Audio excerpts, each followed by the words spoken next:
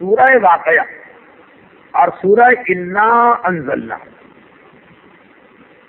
سورہ انا انزلنا کس حوالے سے کہ آدمی جب کبھی بھی اپنے روزگار پر جائے تو گھر سے نکلتے وقت سورہ انا انزلنا پڑے، اور جب واپس آئے روزگار کسی اور کام سے نہیں تو گھر میں داخل ہوتے وقت، اور ہر نماز عشاء کے بعد سورہ واقعہ کی تلاوت.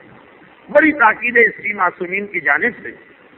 بلکہ آپ کو یاد ہوگا کہ جب اسلامی حکمرانوں میں سے ایک نے، جن کے بارے میں مودودی نے خلافت و ملوکیت میں بھی لکھا، عبداللہ ابن مسعود کو، جو پیغمبر کے بہت پرانے صحابی تھے، اپنی حکومت سے اختلاف کی بنیاد پر اتنا زد و خوب کروایا کہ ان کے جسم کی ہڈیاں ٹوٹ گئی اور ان کے مرنے کے آثار نمودار ہوئے.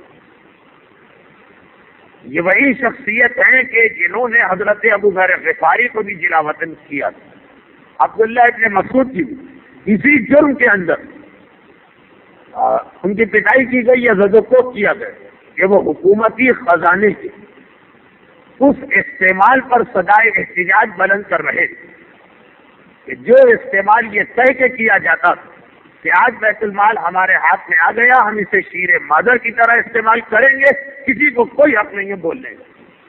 اب یہ تاریخ کی بہت نازک حقیقتیں ہیں، آج کے دور وضاحت کے ساتھ بیان کرنا بھی ممکن نہیں، اور بچوں کے سامنے تاریخ نہ پہنچے یہ بھی اچھا نہیں.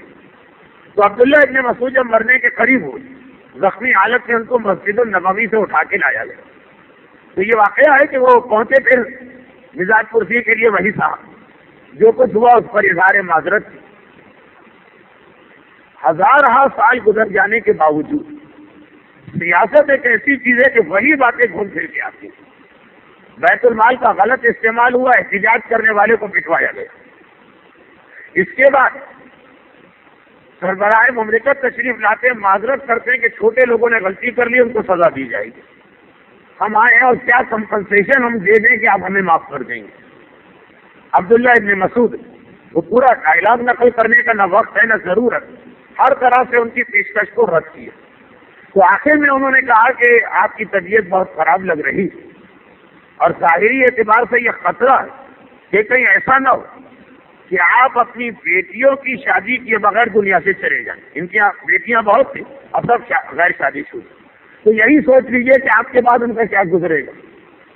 تو عبداللہ ابن مسعود کا جواب اس وقت یہی تھا کہ مجھے اس مسئلے میں کوئی فکر نہیں، اس لیے کہ میری بیٹیاں روزانہ عشاء کی نماز کے بعد سورہ واقعہ پڑھتی.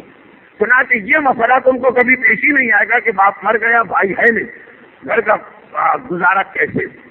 اور یہ جواب سننے کے بعد سے وہ سارے معاوضہ دینے اور کمپنسیشن اور ازالہ اور تاوان اور کفارہ اور دیت کی سب بات ختم ہو گئی. یعنی پیغمبر کی اتنی مشہور حدیث تھی کہ جہاں یہ بات چھیڑ دی ایک مرتبہ بس سامنے والا بھی سمجھ گئے کہ اب اس کے بعد بات کرنا بیکار ہے. سورہ واقعہ نہیں، ایک خزانہ ہے گویا اس خاندان کے ہاتھ میں. تو یہ سورہ واقعہ کی مسلسل تلاوت نماز عشاء کے بعد، البتہ مشہور اسی طرح سے اور فوائد بھی اسی طرح سے، لیکن آغا مرشی نجفی جو وصیت نامہ پڑھنے کے قابل، ایک مرج وقت کا وصیت نامہ، لیکن ایک عجیب انداز ہے اس وصیت نامے کا. انسان خالی وصیت نامہ پڑھ کے ایک مرتبہ اس کا دل ہل جاتا. ایسی معرفت، ایسی محبت اہل بیت اور ایسا اس کے اندر مولائیت کا اظہار. تو اس میں یہ ہے کہ میں وصیت کرتا ہوں نماز مغرب کے بعد سورہ واقعہ پڑھا کروں. ذرا سی ایک ٹیکنیکل بات میں نے کر دی جس کا خلاصہ یہ نکلا کہ دونوں طریقے سے اجازت.